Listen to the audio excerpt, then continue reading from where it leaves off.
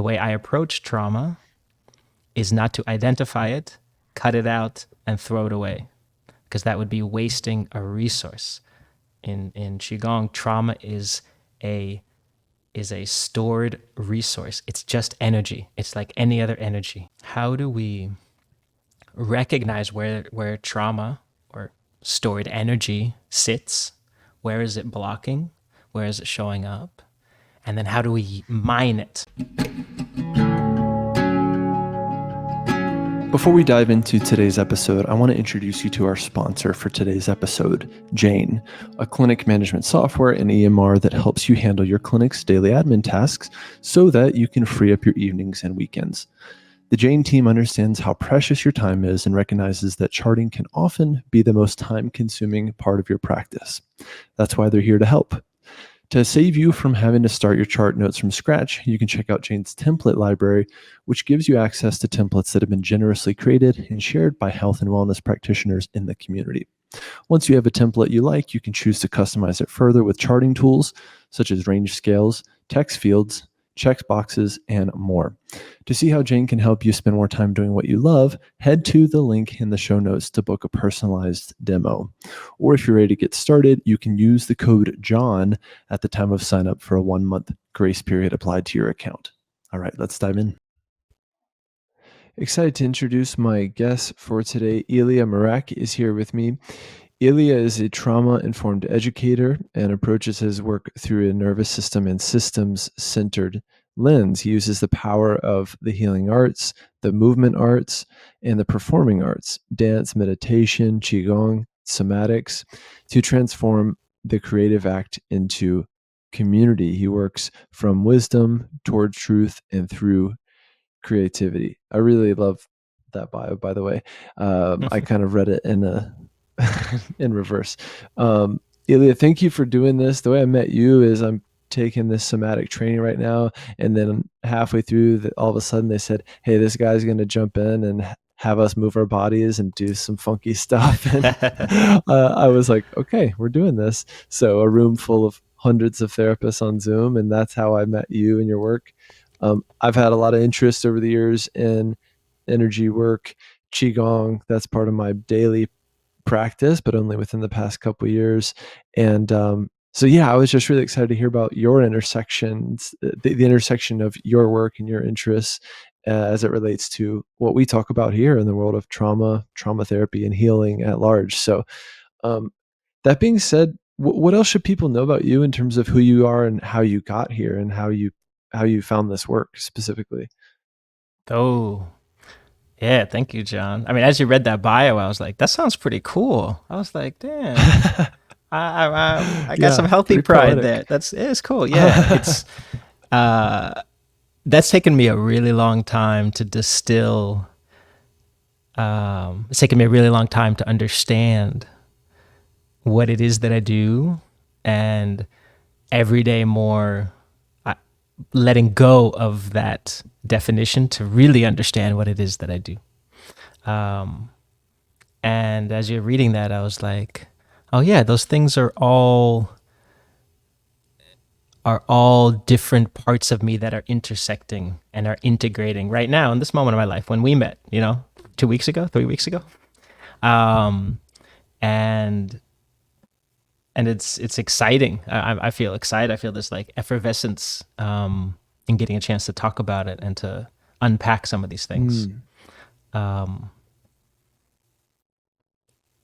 thing that would be actually really, I have a question for you, John, which is when we met in that experience, what did you experience? What did you feel? So for those of you who don't know, this was a 30-minute guided somatic exploration after, what is it?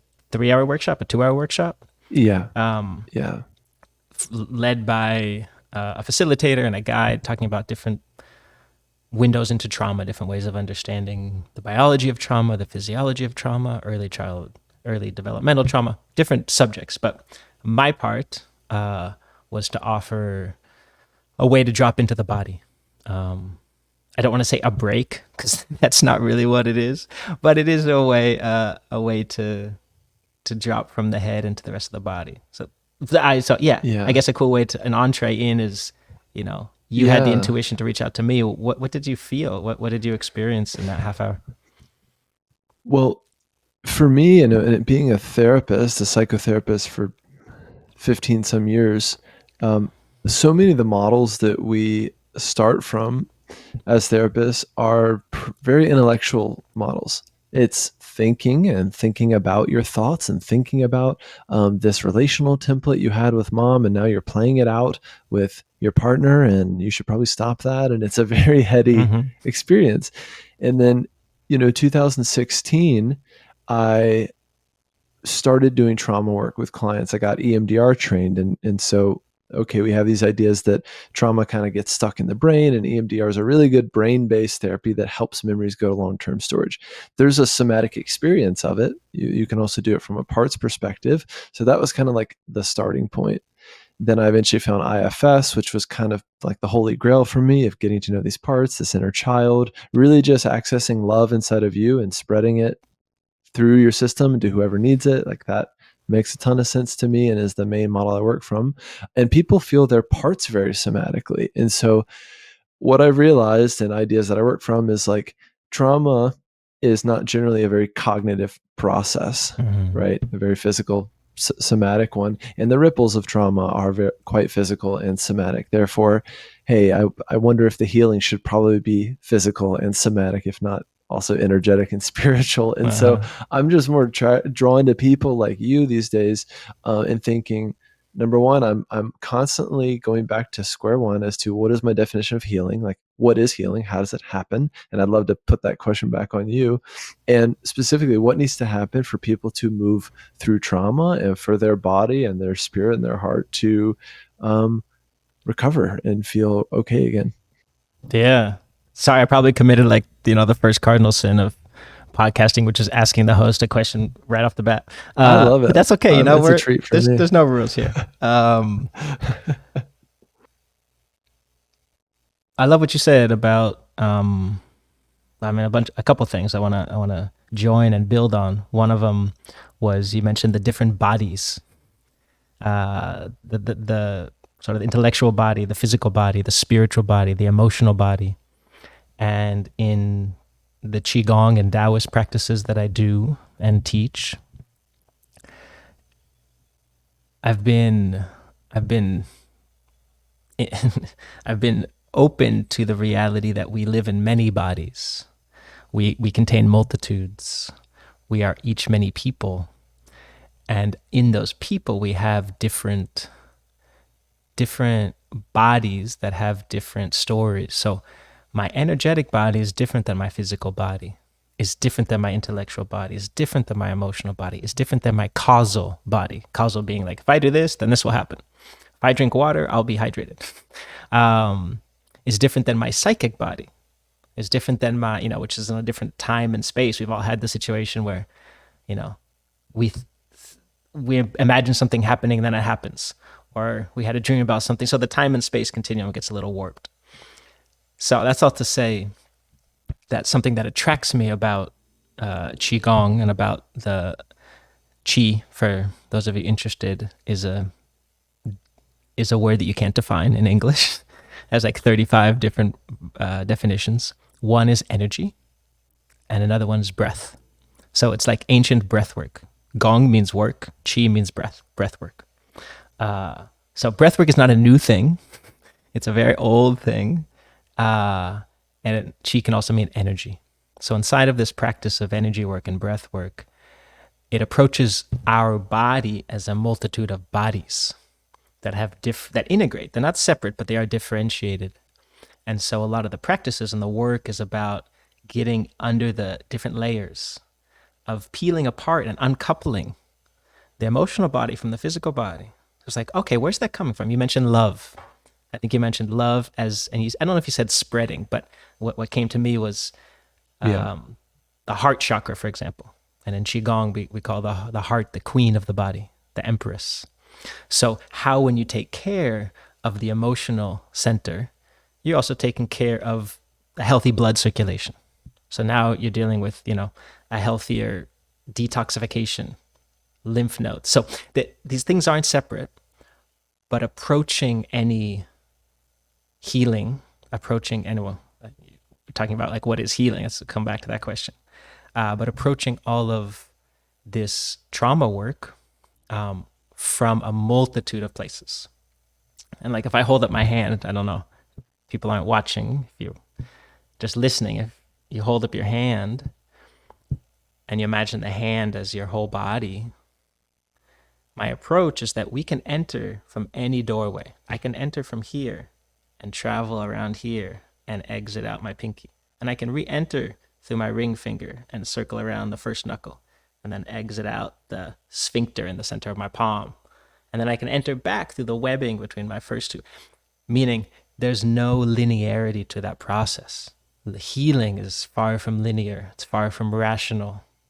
I'm sure a lot of us have had injuries and we don't get better each day until the 30th day and we're healed.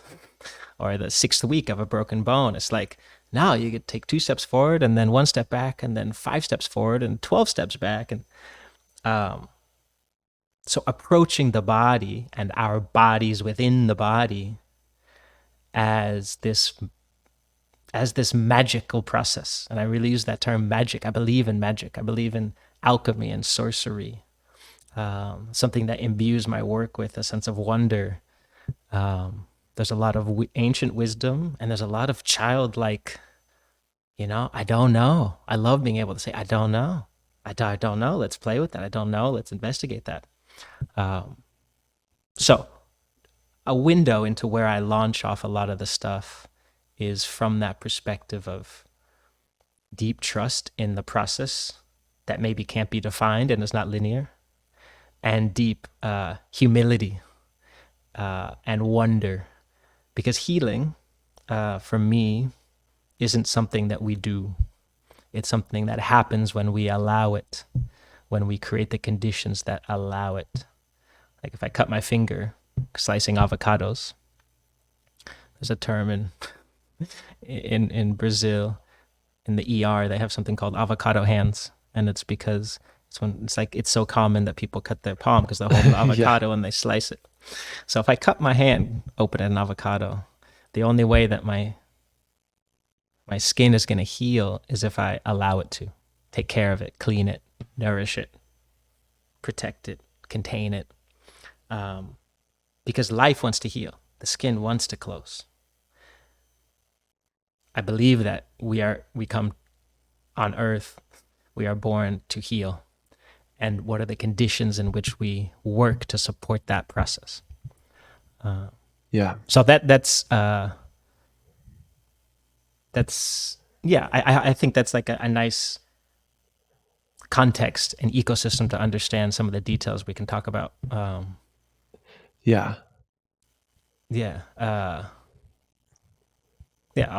pause there. I've many more things to say, but I could pause there for a second. Take a sip of water. This is a great start.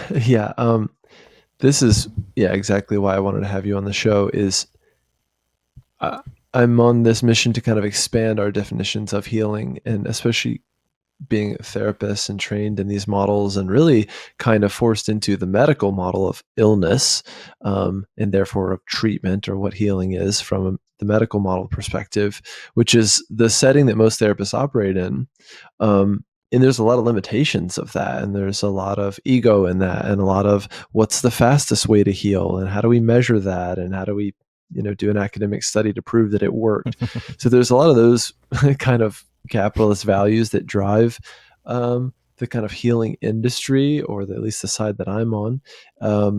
And yet something I noticed from you is like, well, with therapists, a lot of therapists feel pressure to know a lot, to be the expert. And therapists, we put ourselves in that position, and also clients put us in that position of being the expert, or even being like a trauma expert, right? It's like, what does that really mean? I can tell, and something I could tell from the facilitation you did at the group where I met you was, you have a sense of play and of lightness and of levity and folly, and that feels really contrasting to a lot of what therapy is, which is like serious and heavy and like, why don't you just sit with that feeling, sit with that heaviness? But maybe people want to move. Maybe they would do better to dance or to be moving their bodies or be weird. And so like these things don't come Amen. naturally to me, but they seem to either come naturally to you or you've just fostered the hell out of them for however many years. I think both. It's like usual. It's both. Yeah. Oh man, so many good. I want to pick up on a couple threads. One of them about the. I'm a nerd when it comes to psychoanalysis. I don't practice it, but I listen to a lot, and I'm interested in it.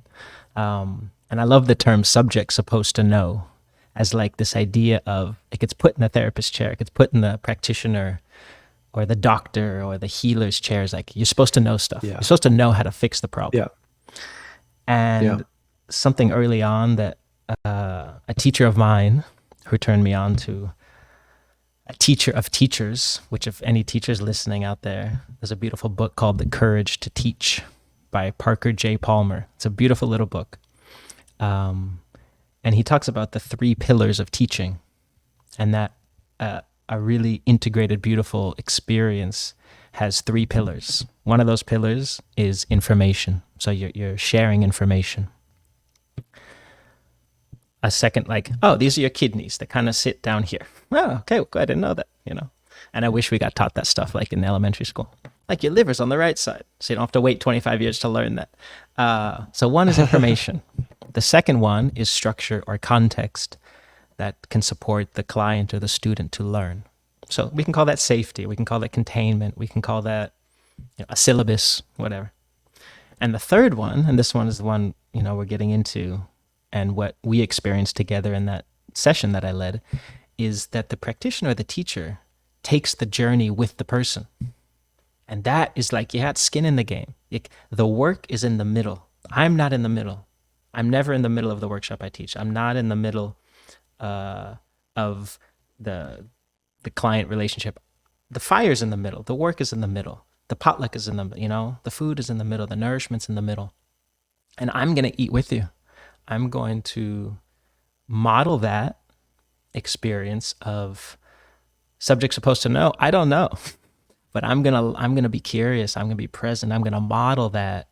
I believe deeply in the ability to model, and in supporting someone. Because the second I let go of having to know, they can let go of having to know. The second that I stop trying to fix the problem, they can stop trying to fix the problem. The second that I stop pathologizing, they can stop pathologizing. Because all those things separate us from each other, from the situation. It's like, oh, my shoulder hurts. I'm going to isolate my shoulder. It's like, no, what your shoulder needs is love. It needs to be included. It needs the rest of the body to help it out. So approaching the work, whether it's with a one-on-one or a class or a workshop or 100 people online, it's like, I always want to work those 3 things in. How can I share information? How can I create a container and a structure and sort of an arc that we can take? And then I'm going to take it with you. I'm going to take it with you because like everyone else, I'm perfect. I just need a little work, so I need to do it too. And in that way, I like the word you said, folly, silliness, playfulness, because the stuff is already serious. It's already charged. It's already, second you mention the word trauma, it's like no one associates like, rainbows. It's like, that's probably not the first, free associative word. So there's a built-in weight to it that to me, I want to unweight, because I think we can do really serious things and be silly doing them. You watch a child play is very serious. It's incredibly serious. There was some study I was reading, like I don't know how they did it. This is a little overly simplistic, but it was like the child would not go to the bathroom if they had to choose to stop playing. This is a kid say potty trained enough. Right. It's like, no, play is so important. It's more important than my need to go to the bathroom. And I was like, yeah. That it's deeply serious. Doesn't mean it needs to be heavy. And so, well, I want to talk about dance and the actual modalities and methodologies, but I'll pause there if there's something you wanted to jump in with. Well, from a from an IFS perspective, children are full of their self energy and their C qualities. You know, I have a 4-year-old daughter, and so I have this immediate example every day of those C qualities. This morning I came in and she was getting ready for school, and my wife had put on a song, and Nice. my daughter was just dancing her heart out. What song And was it? Sorry, I just got to know. I Do you know? forget the Oh, okay. song. It's my wife is really into like 80s pop right now, which is so great for dancing. It's So like good. so Yeah. vibey and I just play like that at my friend's coffee shop when I DJ that. Yeah. 80s pop. yeah, it just 80s pop. It just feels good. So she's dancing so freely, and what I look at her and think, especially compared to myself, is the lack of self consciousness is so liberating. Like she's moving her body exactly how she wants to, and it feels incredible. And there's no limits to that. And she's not looking in the mirror. If she is, just it's to look at how cool she looks and feels. Um, and I'm timid, especially with things like dance and moving my body, and I feel pretty stiff and pretty uncomfortable. And it's like there's just so many layers there of conditioning and shame, and like if I can't do it right, I'm just not going to dance because I'm not good at dancing, Yep. and that has kind of ruined it for me. Yep. Um, an entry into movement. Well, my whole life I've done martial arts, but that always feels like there's an objective, right? And you're getting better, and it's like this very primal connection. But it's also an art form, and it's beautiful, and there can be forms and free form movements that you do that are more like dance.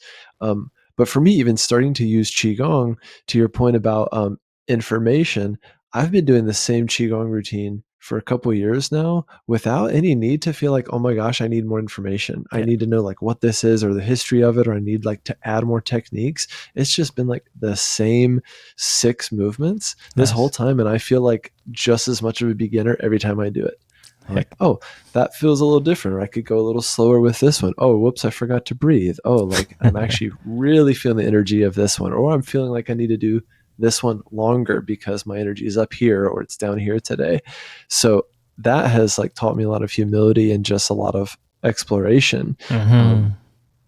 And I'll stop there. Yeah, yeah. All these things lighten up. Just pick up where you left off around the qigong and doing the same quote unquote routine Right. quote unquote every day in the same body quote unquote. I had a very similar experience in my first qigong when I met qigong. Yeah. My origin story. I was involved in a dance residency in Brussels, and I was working with a group of people from all over the world and a choreographer from Venezuela, but he lived in Brussels. It was this 3-month project. This is, as part of my performing arts that you mentioned in the bio. This is when I was dance was just a performing art, and we'll pick up on the next 2 acts later in the conversation. But as I was in the context of this residency, we had the first 2 hours of the day free to warm up however you needed, which is an incredible. It's an incredible act of trust by a choreographer to be like, I'm going to trust you that you know how to warm up your body. You know how to bring Totally. all those bodies we talked about, the psychic, the emotional, the physical, the intellectual, into a place where and we were working only in improvisation. So then we spent the next 6 hours of the day Wow. improvising. And we'll come back to that. Remind me if I forget. So I was like, I had all these tools that I had learned from dance and studying modern dance and contemporary dance in college. I grew up playing a lot of sports. So I was warming myself up like that for like the first couple of weeks. And then I looked over one day and I was like, there was a guy, he's from South Korea, young, cool Park, a very dear friend of mine with the best name. And every day he would do this warm up where he was just like slapping his skin and he was shaking Mm. and he was sweating, but he wasn't moving. And then he would like have this particular breath that every breath and every movement went together.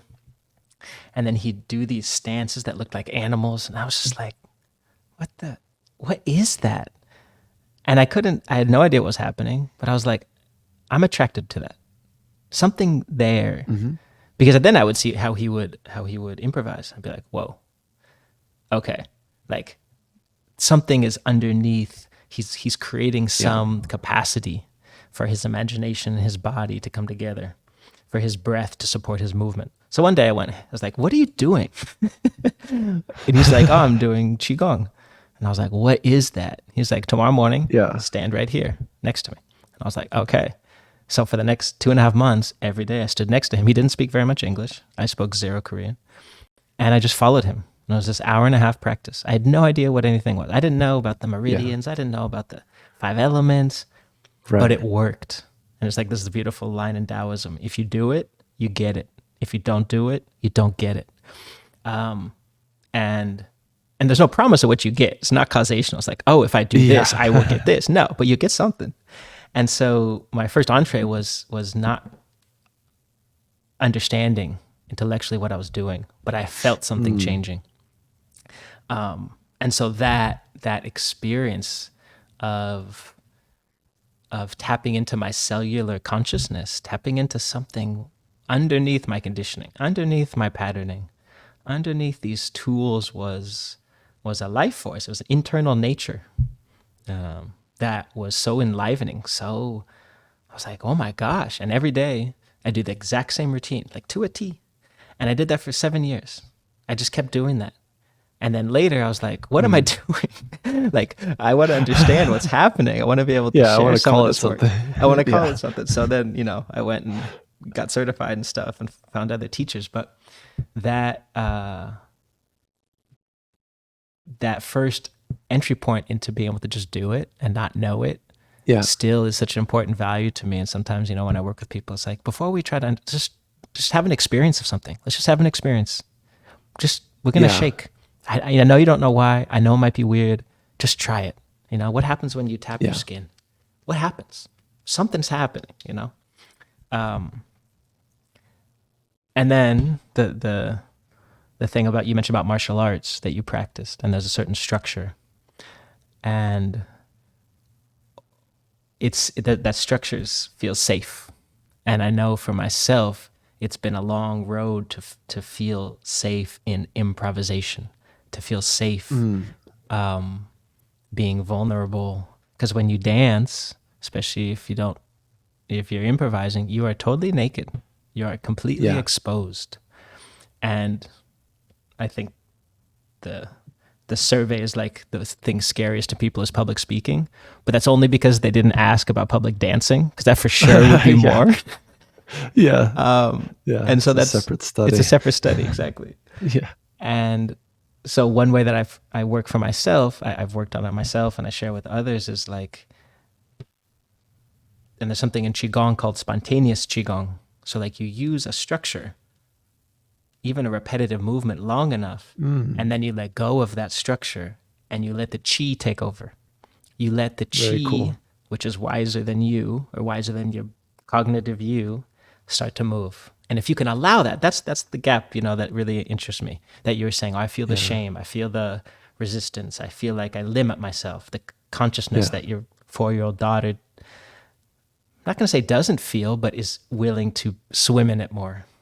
That is the thing that really interests me, as a big part of my work, is helping create enough structure that feels safe, and then helping people deconstruct and dismantle that armor, so that you can be into spontaneous Qigong, which is another way of saying spontaneous breath work, which is another way of saying dance to me, So I'll leave it there for a second.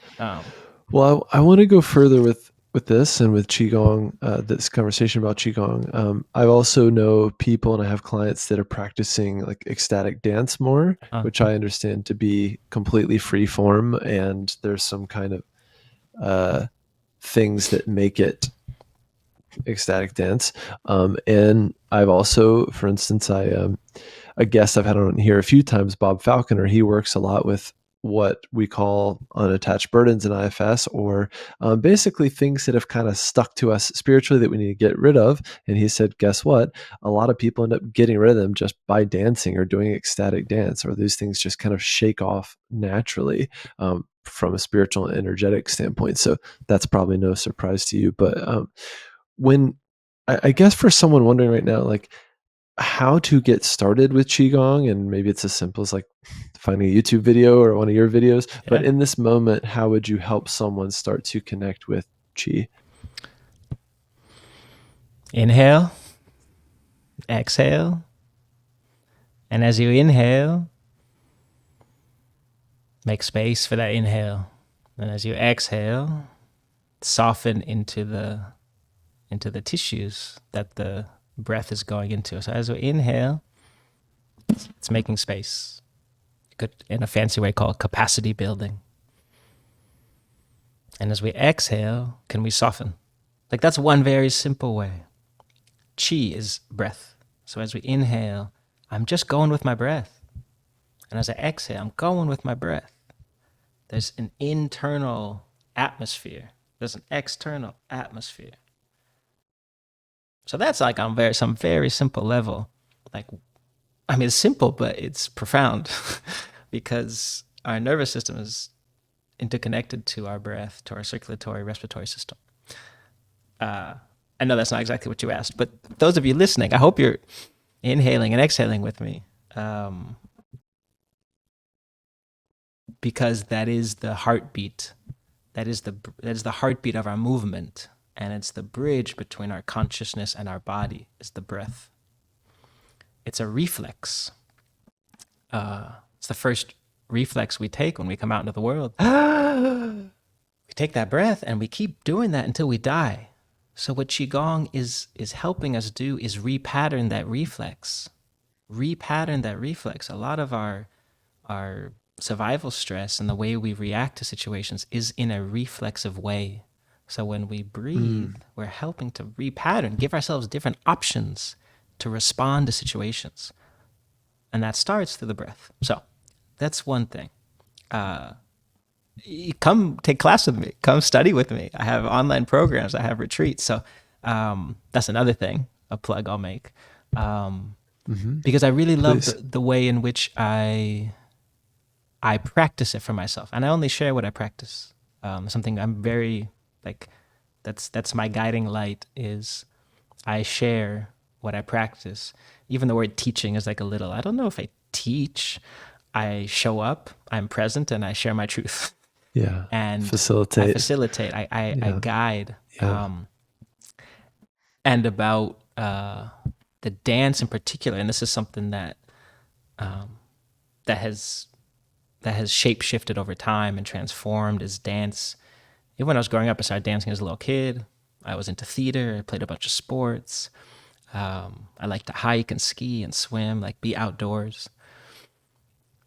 And then as I started to focus on dance more, I saw it as this liberating thing to do. So I went to school and I was studying math and economics, and I was in my head all the time and I was going crazy. Like, I was literally going crazy. And I got back into dance because it was my salvation. I owe my life to dance, which is a way of saying I owe my life back to myself for finding another way in and out that wasn't here. And so I started dancing again, and saw it as a performing art, as this way to tell stories and to inspire and to be inspired in a artistic stage setting. And then that transformed into movement arts. So understanding somatics, understanding, how we roll on the ground as developmental patterns, crawling, walking, these sort of building blocks of movement in life, ways to repattern. And then now I'd say it's in the healing art place. So it's a more spiritual, emotional understanding of dance. And you said Bob Falconer, was that his name? Yeah. And you mentioned this ecstatic dance. And in your own case, what I heard is a desire. I'm going to use that word to dance more freely is, and what I help people with is that to me, there is no healing without dancing. Mm. You cannot heal, and I don't see it as a destination. But if we just make it a little simple right now, if you're trying to heal, you won't get there. This is my opinion, unless you dance, and not learn a salsa step, not learn, uh, you know, partner dance. I love that. I do that. Please go dance socially. But I'm talking about you will not get to that place where you can repair and heal deep things until you can dance more freely for yourself. And the only way to do that is to do it. So it's like this beautiful catch-22 is you can't heal unless you dance, and the way to do that is to do it. So it's dance Yeah. is the path and it's the destination. Yeah. I have other things, but let me take a sip of water. It's great. I again, going back to how I got here as a therapist and all of the sitting that we do, and the sitting and talking, and in my case, helping clients reprocess trauma, you will see that their bodies want to do something.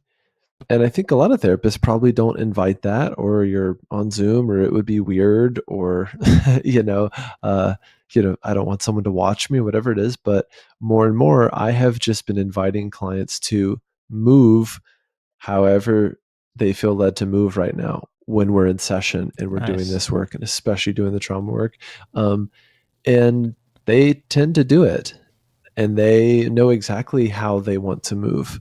Um, and if they feel safe enough just to try it, or to not be judged, they move very intuitively, whether it's bouncing or shaking or moving all the limbs, or just spinning around or turning, or um, focusing on their hips, right? Just like moving their hips a lot. Yeah, Maybe there's yeah. something there. They just In kind the of go hips? for No it. way. Yeah, exactly. Yeah.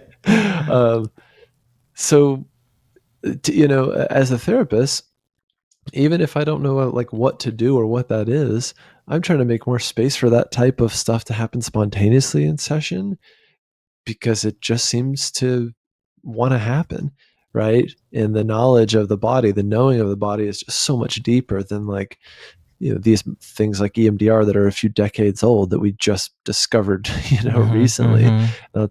So I'm just like, this stuff is so ancient, and so it's a really sophisticated technology, so to speak. Yeah. But our inclination is to be really in our heads and stay in our heads and figure all this suffering out through being in our heads, and I don't think it is that way. I think that's beautifully said. I think we can get caught in this loop of being really clever about understanding what's Being wrong, clever. being Yeah, really clever. And we like that's to be right. clever because that's what's valued in our Western dominant cultures.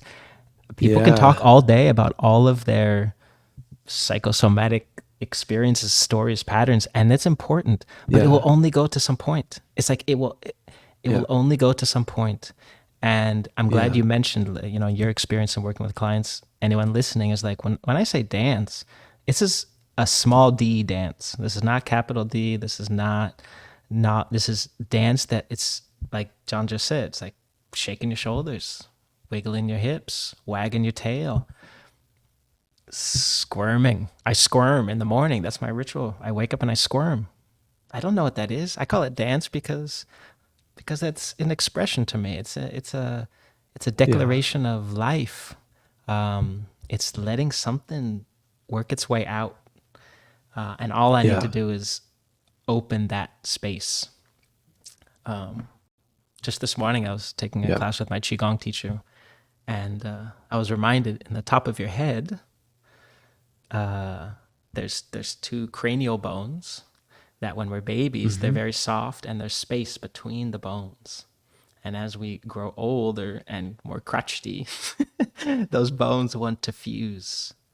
And so part of our goal, like this keeping that that wonder and that magic alive, that connection with heaven, is making sure those bones never fully fuse. That's our access to joy. That's our access to the unknown. That's our access. That's our medium. That's our channel. That's our healthy, safe inner child. And maybe we had that. And if we didn't, how do we rediscover or discover for the first time that?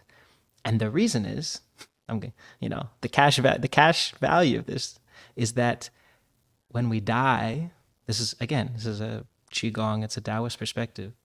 When we die, we want our breath, our last spirit, to come out through the top of our head. And the only way it can do that is if we kept it open during life.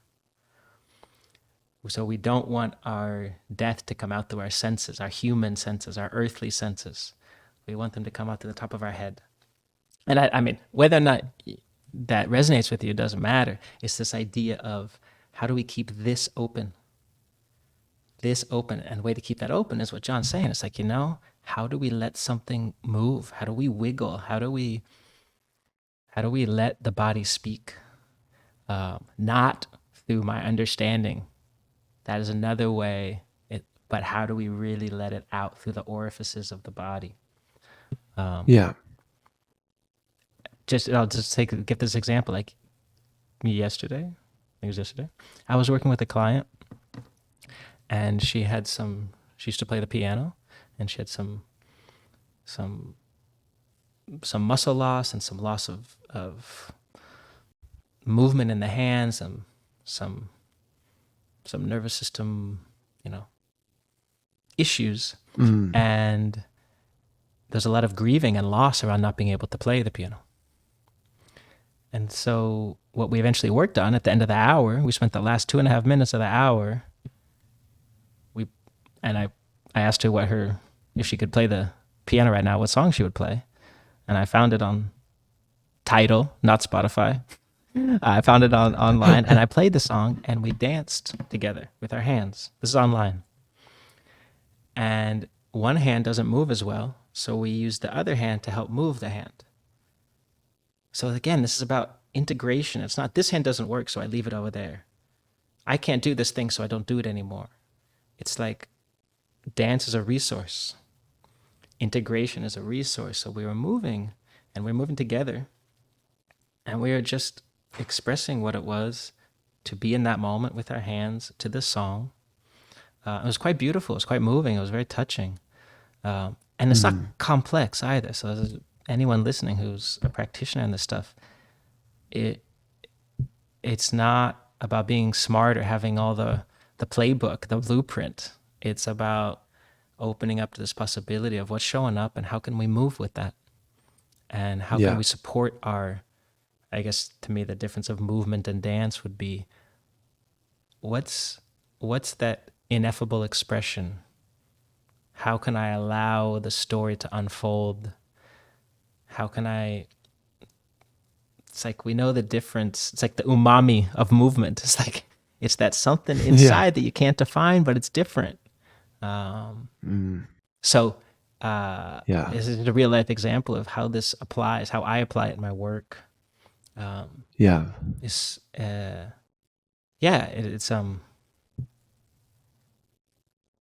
that's one way to define dance for me. So it's what the words that come to mind for me are like connecting with your aliveness. And whatever you need to do to get there or to make that connection. Yes. Even if it's 30 seconds a day or sitting right here, during this podcast and moving your body as you listen or whatever. It's quite 30 possible seconds, that's enough. 30 seconds is a lot more than zero. It's infinitely more, mathematically speaking. 30 seconds is a lot. Yeah. I'm not tongue in cheek. I think I think we sometimes think it has to be a lot of something. It's like, no, a little bit is a lot. Yeah. I think all the philosophers throughout time, all the mystics, all the poets knew this. Nietzsche knew it. Rumi, Hafez, Rilke, like you can, Mary Oliver, like name people that even weren't in the dance world. I use those references because those weren't dancers, quote unquote, but all of them talked about dance. All of them talked about this like deeply human thing that, and I want to touch on this before I forget because it's important to me. And we've used the word trauma, and it's important. But for example, like in Qigong, they don't use that word. It's not a word that's used. And one time I asked my teacher, I was like, what's your perspective on trauma? And he's like, it never goes away. It never goes away. Trauma is a resource. It's a resource. It's like water. It's like a diamond in the earth. It's like coal. We don't need to burn more coal, but as an understanding, it's wood, it's log. So the point is not to get rid of it. And this might sound polemic. It might sound very different than, some of you may have heard, but the way I approach trauma is not to identify it, cut it out, and throw it away, because that would be wasting a resource. In Qigong, trauma is a stored resource. It's just energy. It's like any other energy. Emotion is emotion is emotion. Sadness is not worse than happiness, is not better than anger. So in Qigong and in dance, the way I approach that is how do we recognize where trauma or stored energy sits? Where is it blocking? Where is it showing up? And then how do we mine it? How do we log it? How do we, use it, send it through the hydroelectric plant so that we can turn it into energy? Or like you said, aliveness. It's a beautiful word. Vitality, longevity, life force. And so that to me is a shift that for me is important, is that I think in some of the Western perspective, I hear people talking about trauma as this like tumor we want to cut out. Yeah, some exorcism that needs to happen. And it's like, it's just trapped energy.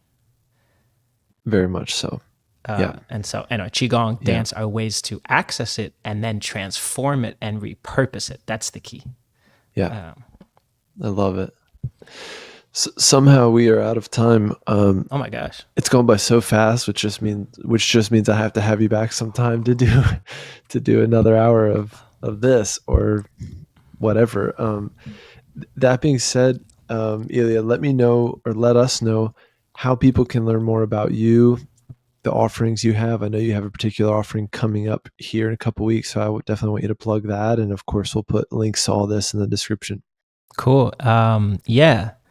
I do a lot of stuff online now. I didn't used to, but the pandemic in 2020 encouraged me to share this work online, and I was dubious. I had my negative hat on. I was like, I can't do this online. Like, no, actually, I really love doing it online now. So I offer one-on-one sessions online. I'm teaching a seasonal workshop, so I do workshops every season in conjunction with what nature's doing. So the fall energy is about grieving, working through sadness, letting go, finding that courage and that healthy self-confidence to spread our wings. So I'm teaching a workshop on October 6th, which is a Sunday, at 10 a.m., so an hour and a half. And I use Qigong practices, dance practices, and it's fun. I really believe this work also can be really fun, deeply pleasurable and fun. The suffering will be there anyway. The pain will be there anyway. So how do we find the other side? And then I run seasonal programs. Right now I'm running one called the 40-40, and it's a 6-week program that has recorded videos, one-on-one sessions, group classes, question and answer, moderated forums, and I'll be running another one this winter. So you can find out all that information on my website. So myname.com, eliamrak.com. I really encourage you to join me. I'm sometimes not good. I'm working on how to really shout it from the mountaintops and be like, come, as Hafiz would say, come dance with me, come Qigong with me, come breathe with me. Yeah. Because it's more fun to do it together. That's why. Yeah. Love it. Elia, thank you again for doing this. And yeah, keep in touch. And I really appreciate the work you're doing and the perspectives you have on all this stuff. So yeah, thank you again for being here. Pleasure, John. Thank you for reaching out. It's beautiful intuition that you followed. So thank you. You got it. Keep in touch. Thanks for listening to another episode of Going Inside. If you enjoyed this episode, please like and subscribe wherever you're listening or watching, and share your favorite episode with a friend. You can follow me on Instagram, YouTube, and TikTok at John Clark Therapy, and apply to work with me one-on-one at johnclarktherapy.com. See you next time.